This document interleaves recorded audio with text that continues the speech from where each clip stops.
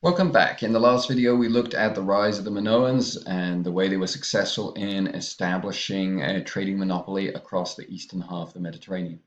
We have archaeological evidence from around 1400 BC that shows that several Minoan cities were destroyed, and many of them were not rebuilt. A previous popular explanation for this was that this civilization was destroyed by a tsunami caused by a volcanic eruption under the Mediterranean Sea. Recent evidence, however, suggests the tsunami actually occurred 200 years earlier, did not drastically damage the Minoan civilization. Currently, the more popular explanation, and I say currently because these things can change, new evidence can come to light, new interpretations of evidence can seem more plausible. Currently, the more popular explanation is the Minoan civilization was destroyed by invaders.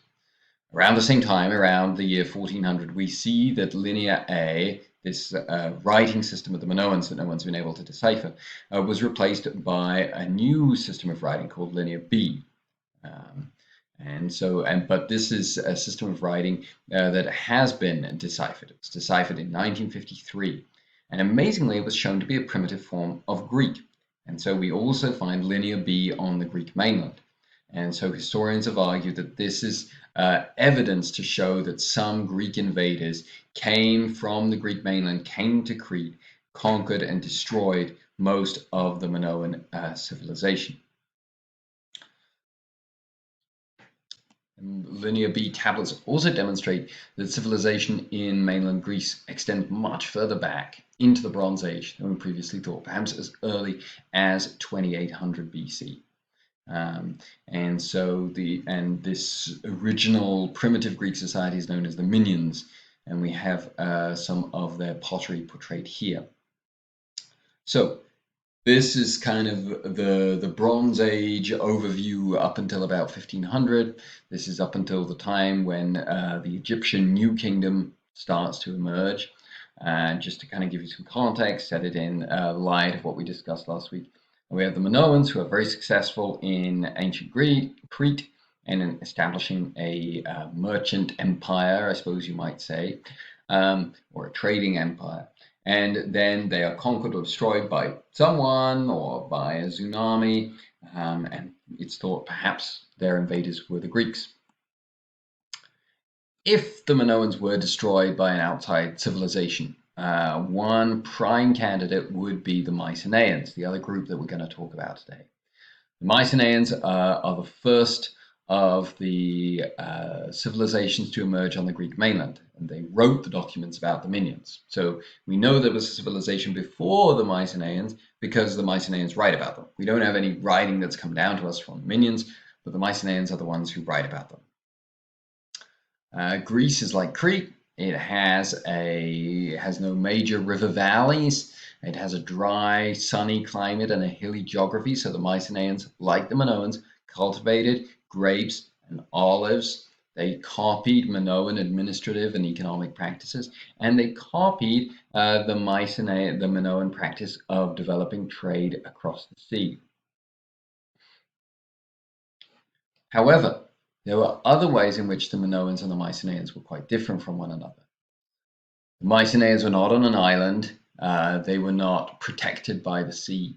They were in much greater danger of invasion and conquest. And so we find that Mycenaean cities were built on defendable hills surrounded by massive walls. You're going to want to move a slide down here, and you can see some images of these walls. You can see the images of the size of the bricks or the blocks that were used to build these walls, and they're absolutely enormous. And there was sort of a legend that these must have been built by an earlier generation of giants, because normal human beings wouldn't have been able to build them. And so the Mycenaeans are much more concerned about security than the Minoans, and warfare is a much more important part of their culture. So when we look at their artwork, you can see that there's much more violence than there are with the Minoans, who are kind of portraying nature and sport. But for the Mycenaeans, being successful at war, being a good warrior, that's a key part of their survival. And so that's a much more important part of their society. But the Mycenaeans, as I explained before, are also traders like the Minoans. And basically, once the Minoan civilization disappears, the Mycenaeans take over from them. and become the new trading power across the Mediterranean. And so we've established that the Greeks are seafarers, we've established that they're traders, we've established that they're involved in other parts of the Mediterranean outside of Greece. And this is an important framework from which we're going to build up and try and understand the remaining history of Greek civilization. Around the year 1200, we see the Bronze Age come to an end. For reasons that historians and archaeologists don't really claim to understand yet, we see a number of civilizations all kind of crash and burn at the same time. So in ancient Egypt, it's kind of the collapse and decline of the new kingdom after the death of Ramses.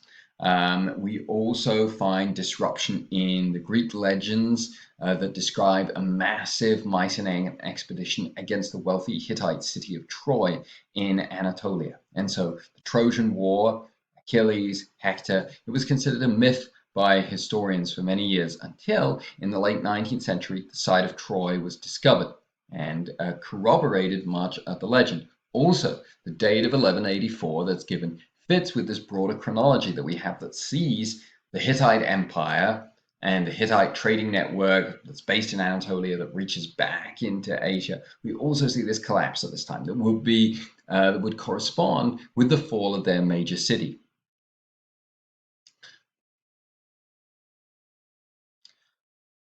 And so the Mycenaeans, it's thought, maybe they went to war to save the most beautiful woman who'd been captured by Paris.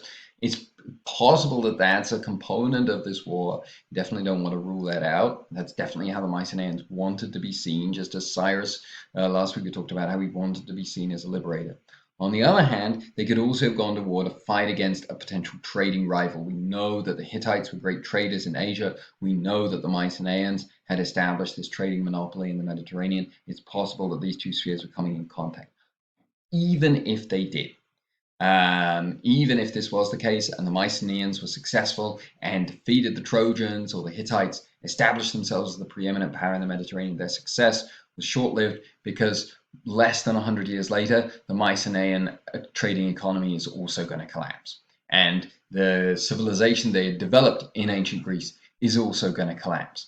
And a new people, a new set of invaders from the north called the Dorians take advantage of this decline. They migrate southward and they conquer ancient Greece and capture all the Mycenaean cities.